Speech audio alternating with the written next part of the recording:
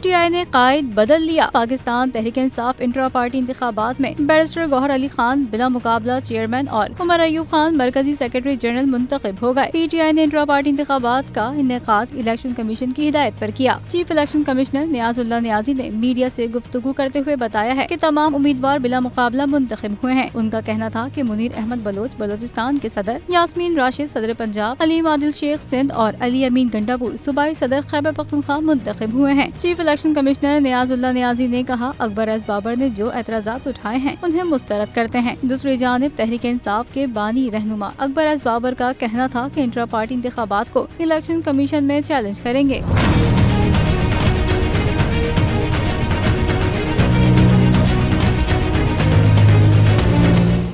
Subscribe करें और bell दबाएं ताकि कोई खबर रह न जाए।